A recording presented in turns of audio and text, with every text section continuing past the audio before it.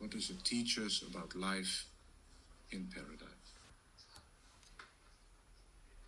Well, it teaches us that it will be organized, that we know that the old heavens and the old earth will be destroyed, but it talks about a new heavens and a new earth.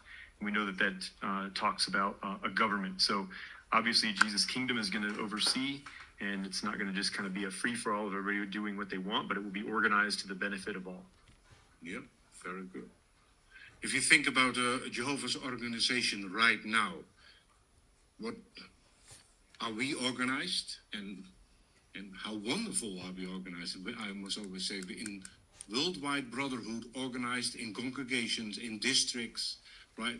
So think about imperfect as we are now, wonderful, organized by our God. Think about in paradise, with the princes appointed by Jehovah, reigned by Jesus as king and 144,000. So it will be a wonderful, organized world we live in. Okay, so now to strengthen a muscle, right? You exercise, maybe lift weights, do cardio, you work out. That's kind of how we can build a muscle, right? But what are some of the things that we need to keep in mind with that?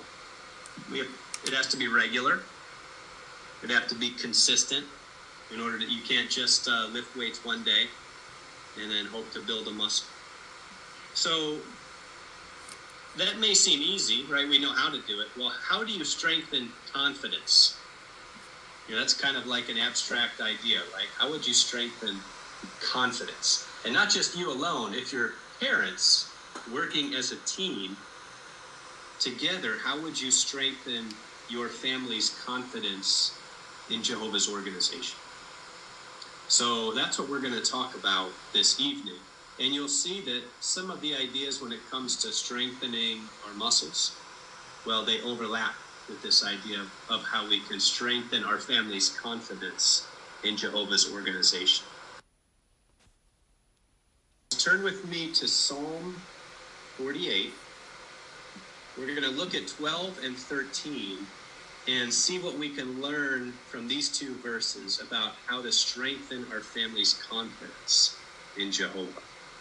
So Psalm 48, 12 and 13 says, "March around Zion, go all around it, count its towers, set your hearts upon its ramparts, inspect its fortified towers, so that you may tell about it to future generations." What was the psalmist here asking us to do? And so he's talking about physically marching around Zion or around Jerusalem, right? Jehovah's holy city on Mount Zion. So he's saying, I want you to march around it, really look at it, count its towers, set your hearts upon its ramparts, right, upon its walls, inspect its fortified towers. So really look at it, but then also not just look at it, he wants us to think about it too, right? He wanted his readers to think about Jerusalem. Set your hearts upon its ramparts, with the purpose of being able then to build appreciation and tell about this to other cities. But it took effort. Families had to plan. They had to travel. This was not easy. It's not like today, but they were blessed for doing so, no doubt. So just like exercise takes hard work, consistency, planning, well, for these families to build their confidence in Jehovah's organization back then, it took some hard work, it took some planning, and it took some effort. So what can we learn from that today? Well, families have occasions to worship together. We have, every week, we have our family worship. That's an occasion where we worship together. Well, when it comes to family worship, do we inspect its towers?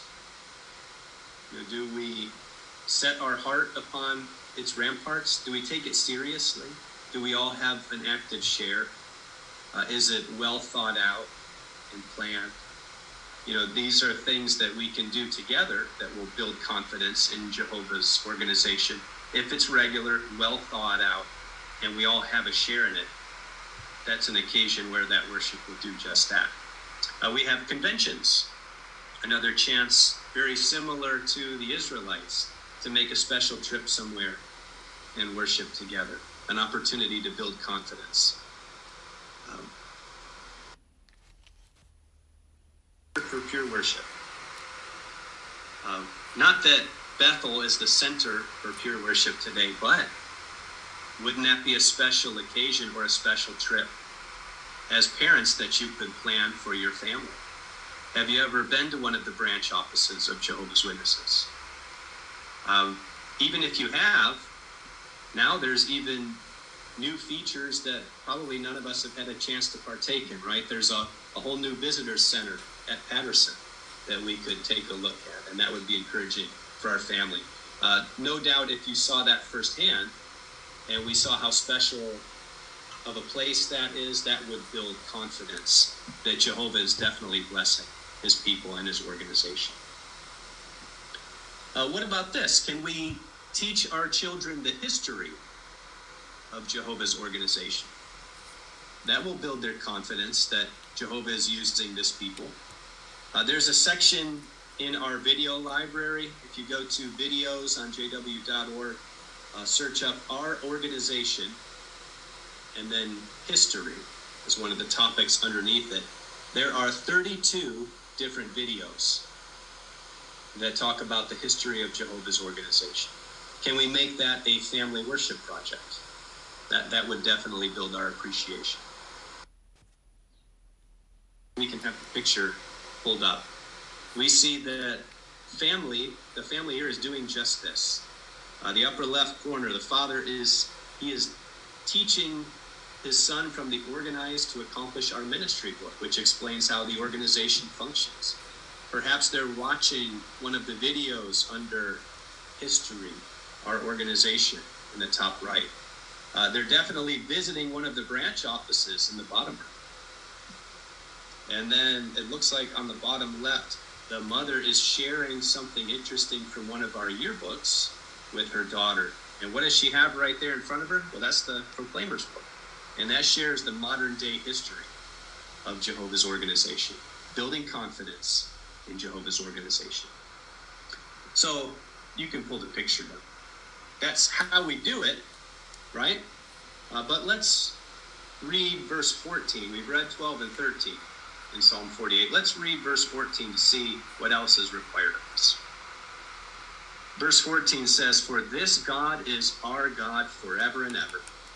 He will guide us forevermore." So we also need to feel what the psalmist felt. The psalmist there had the assurance that Jehovah was his God. He had that sort of confidence in that. In fact, the reference Bible, instead of forever and ever, it says until we die. So he was willing to follow Jehovah until he died. As parents, if we want our children to build confidence in Jehovah's organization, we have to feel that and show it through the decisions that we make and how we obey direction from the organization. So if we're allowing Jehovah's direction to guide our decision making, we'll be training our children to do the same. So, to wrap it up, as parents, help your children to build confidence in Jehovah's organization through a meaningful family worship. Make a plan to inspect the towers by taking a trip together to Bethel. And lastly, set the proper example for your children by placing your trust in Jehovah's organization, what he's using to feed his sheep. All of this will help our families strengthen their confidence in Jehovah's organization.